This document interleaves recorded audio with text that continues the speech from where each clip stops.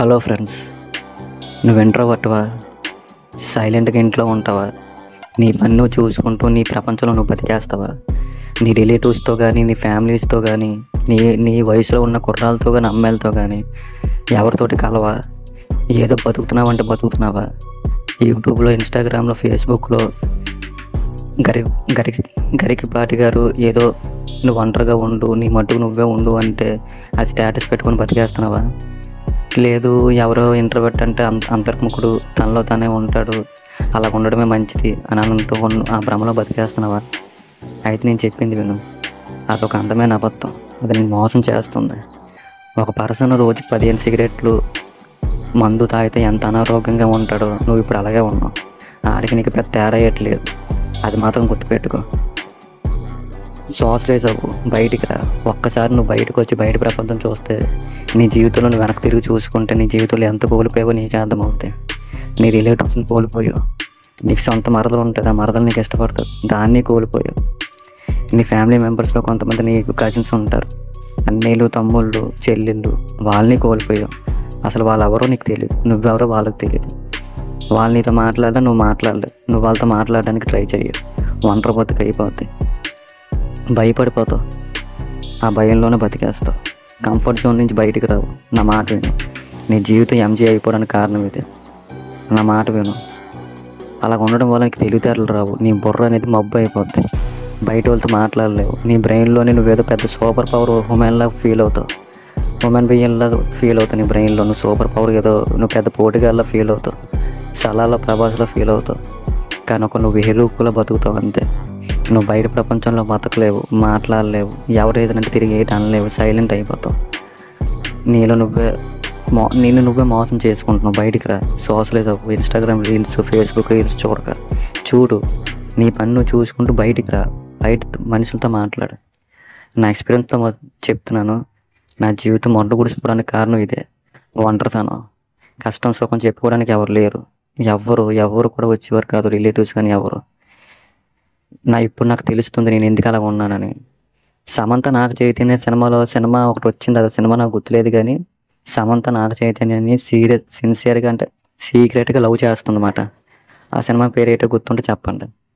అలాగే నీకు కూడా ఒక అమ్మాయి ఇష్టపడుతుంది, కానీ నీకు తెలియదు. నువ్వు బయట ప్రపంచంకి వస్తాయి కదా, ఏ అమ్మాయి ఇష్టపడుతుంది, ఏ అమ్మాయి నీతో ఎలా మాట్లాడుతుందని. నువ్వు ఇంట్రోవర్ట్ గాడికి అయితే నీకు అమ్మాయిలతో మాట్లాడడం ఎలా వస్తుంది? ఏదో పిలిస్తే పలుకుతావు, బాయ్ అంటే బాయ్, హాయ్ అంటే హాయ్, అంతే.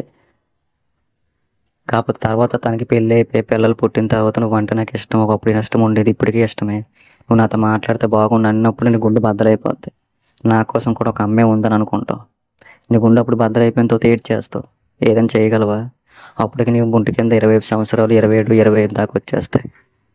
అందుకే పనికి వెళ్ళు, వర్క్ వెళ్ళు, చదువుకో, వర్క్ వెళ్ళు, ఫ్రెండ్స్తో తిరగక్కర్లేదు, నార్మల్గా వాళ్ళతో మాట్లాడు, ఏదో ఒకటి చెయ్యి, బయట తిరుగు, మీ రిలేటివ్స్తో మాట్లాడు, రిలేటివ్స్ ఎక్కడ ఉన్నారో చూసుకో, కనుక్కో. ఎవరు వద్దు, ఒంటరిగా ఉంటానంటే అవ్వదు. ఈరోజు ఏమో కొంతమందికి సెట్ అవుద్ది, కానీ కొంతమందికి సెట్ అవ్వదు. నా జీవితంలో నేను మొండ గుడిసిపోయింది, ఎంజీ అయిపోయింది కారణం ఈ ఒంటరితనంగా ఉండడం, ఇంట్లో కొన్ని సిచ్యువేషన్ బాగాలేకపోవడం, ఒంటరిగా కంఫర్ట్ జోన్గా ఉండడం.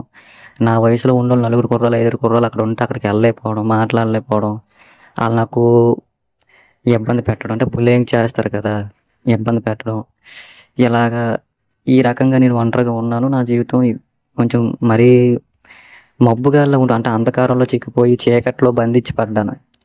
అది ఎలా చెప్పాలో నాకు తెలియదు. మీరు మాత్రం అలా ఉండకండి. ఈ వీడియో ఎవరైనా సైలెంట్గా ఉండి ఇంట్రోవర్ట్గా ఉంటే చూస్తే మట్టుగా కంపల్సరీ ఇప్పటికైనా బుద్ధి జ్ఞానం తెచ్చుకొని బయటికి రండి. మీ అమ్మ నాన్నతో మాట్లాడండి, రిలేటివ్స్ ఇంటికి వెళ్ళండి, మాట్లాడండి. ఎవరు అన్నయ్య, ఎవరు తమ్ముడు, ఎవరు పెద్దమ్మ, ఎవరు పిన్ని, మేనత్త, అత్త, బాప, చెల్లి, అక్క అందరూ తెలుసుకొని మాట్లాడండి.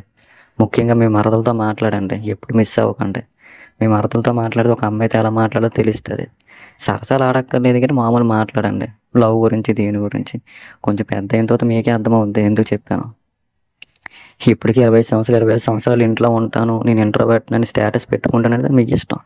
రేపొద్దున్న మీరు ఎలా సర్వే అవుతారో నాకైతే తెలియదు. కానీ ఒక విషయం మాత్రం చెప్తున్నాను, ఫస్ట్ మబ్బు అయిపోతారు, డిప్రెషన్లోకి వెళ్ళిపోతారు, ఆందోళన, విచారణ, లేజినెస్ ఉంటుంది, అసలు ఎక్కడికి వెళ్ళలేరు. ఇక్కడి నుంచి ఇంకో షాప్కి వెళ్ళడానికే బద్ధకం, భయపడిపోతారు. ఎవరు బయట అంటే ఆ కంఫర్టబుల్ జోన్ నుంచి బయటికి రాలేరు. గరికపాటి గారు ఏదో చెప్పారంటే ఒంటరిగా ఉండమంటే దాని మీనింగ్ వేరు. అది స్టేటస్ పెట్టకండి. అందరితో ఉండండి, నలుగురితో ఉండండి. అర్థమైందా? సీతమ్మ వాకిట్లో సిరిమల చెట్టులోని ఒక మూవీ ఉంటుంది కదా, దాంట్లోని ప్రకాష్ రాజ్ ఉంటాడు. అలాగ ఉండండి. నాకు తెలుసు నేను కొంచెం ల్యాగ్గా మాట్లాడతాను, కాకపోతే అర్థం చేసుకున్న కాన్సెప్ట్ అర్థం చేసుకోండి. నేను నా ఎక్స్పీరియన్స్తో చెప్తున్నాను.